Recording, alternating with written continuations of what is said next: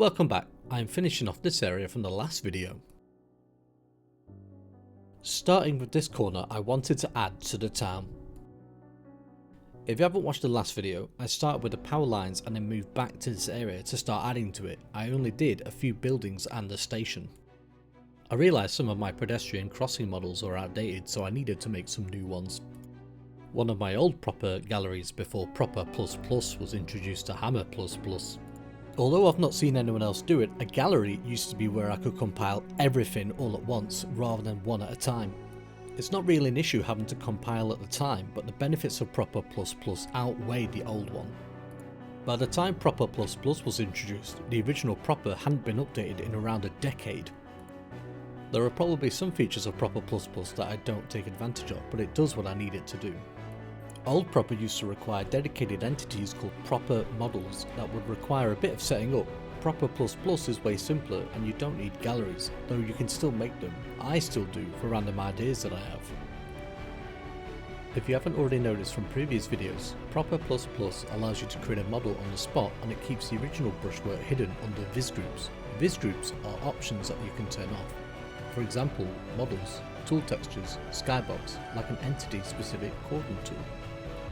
One advantage is that I can easily create new variants or edit existing models much faster and bespoke without having to open up new map file galleries all the time, e.g. specific map props like special geometry or walls that have no use technically outside of the map. While I was at it, I decided to make a few variants based on some recent use and design of other crossings made across the map. I am already aware that there are currently around 4 different designs in use. I kind of like the variation, but I'm trying to keep it consistent and recognisable. When making models, I usually have 2 windows open to transfer the files to my working folder for the workshop. At this point you'll get to see just how fast I can upload a new version to the workshop. If I transfer files at the same time they're created, the job is way faster. If you've watched my documentary based on my past main maps, the biggest difference between the old and the new is heavy usage of mostly modular models. What would take a couple of thousand brushes, also known as map geometry, to make now takes 0 as the model replaces potentially dozens of brushes into one entity, making it super efficient. One of the important considerations is lighting. Large models can get strange with lighting, so you need to be mindful of what you're making and where it's going. If you are making models, especially in Hammer, I would recommend frequent testing, if only to check that everything looks fine. Lighting can also be sometimes fixed later on using entities like info lighting to help point to a light source. In the documentary video you may have noticed the occasional model looked black or very dark. These are some of the few issues that can arise with lighting. Often they are fixed by disabling shadows or using info lighting, for example. For some buildings I tried to think, WWVD, what would Valve do?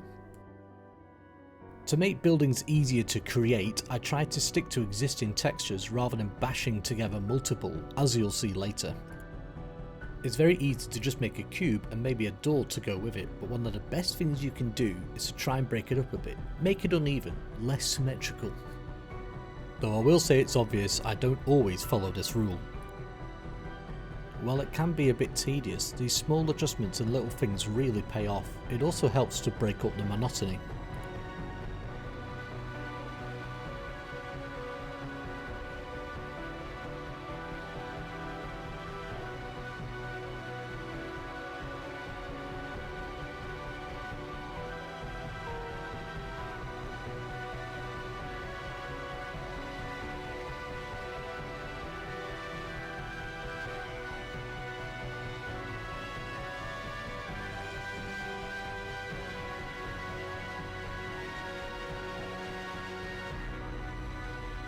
It's also a good idea to keep in mind what a real building looks like. Having garages, back doors, etc. can really help make the world feel lived in, but this isn't necessarily always needed if you think it looks fine.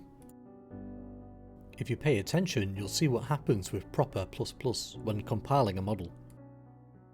Friendly reminder for those using proper plus plus, remember to group your brushes together if you're compiling a model. You wouldn't want to accidentally create a model for every brush you've used with the intended build.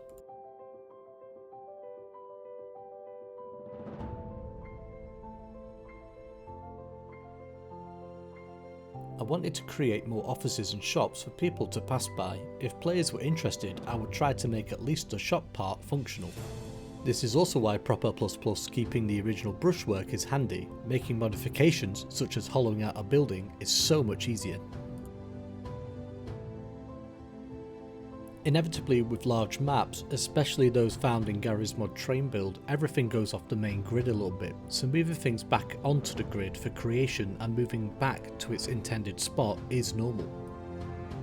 A lot of Half-Life buildings have a slanted roof, so on occasion I try to involve this design.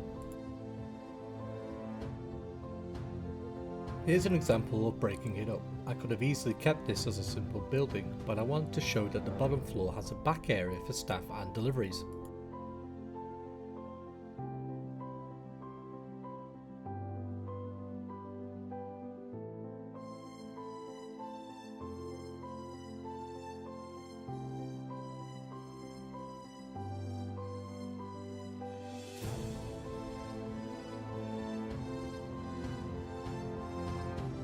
In the past, people have used vehicles and reversed up to the back of doors of shops for roleplay, deliveries for example, so these are just nice to have for people's creativity and exploration.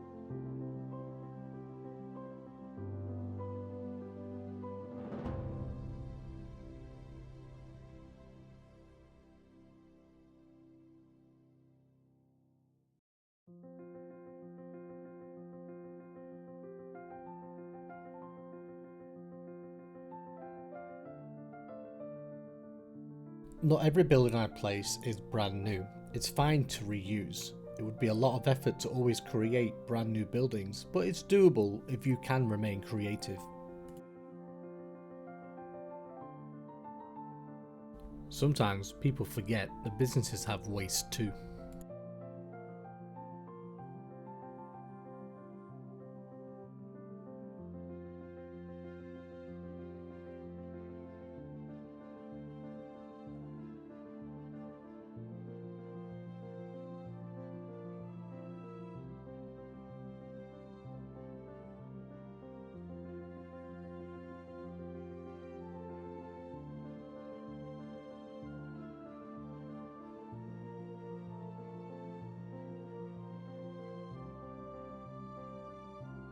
It's not always easy to make a good looking building.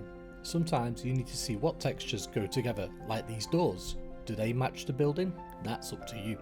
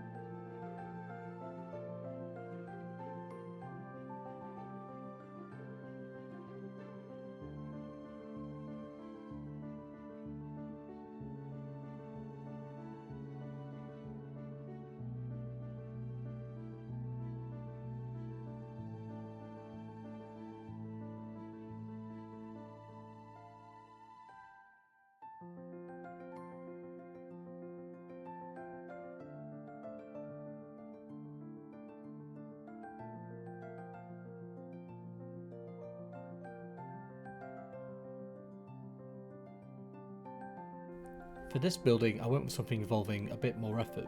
This is one where you bash together multiple textures as I mentioned earlier, but you can enhance it further by adding a transparent window and a light, in this case a tool light texture.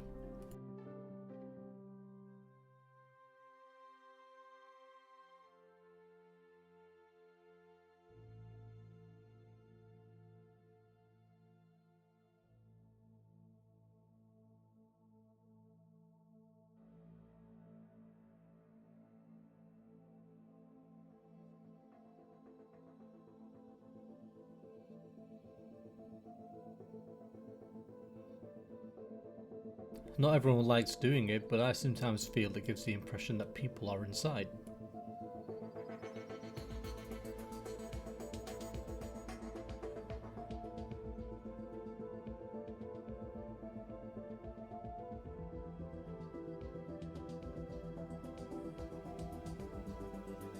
There are similar textures that are transparent, so if I wanted to turn this into an enterable building, I could keep the aesthetic and the texture choices.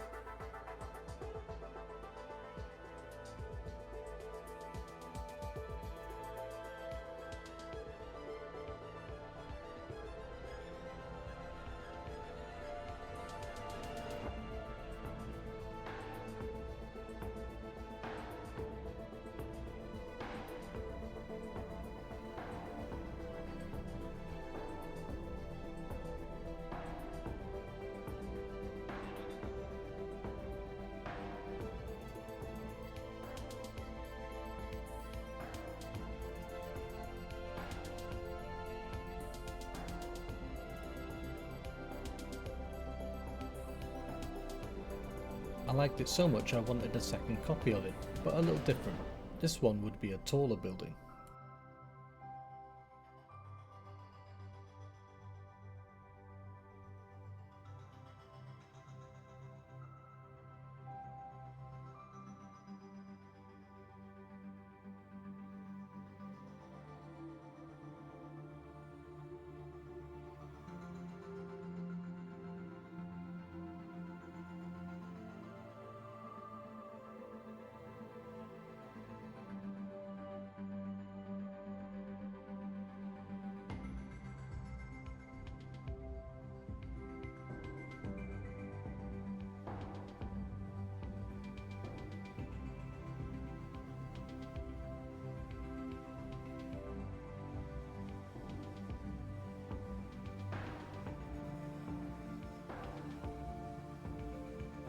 Repeating the process, I wanted a similar shaped and designed building.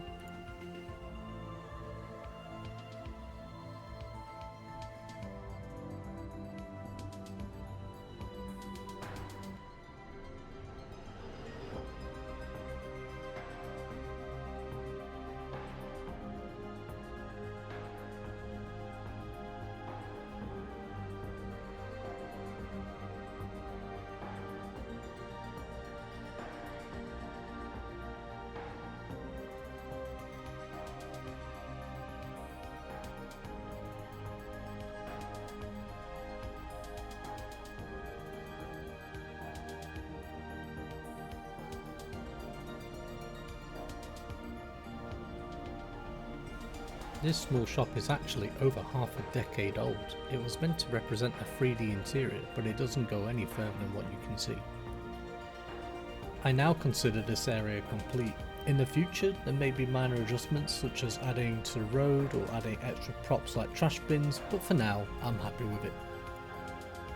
Thank you for watching. I hope you enjoyed the insight to building up a room in one of my train build maps. Feedback and suggestions are always welcome.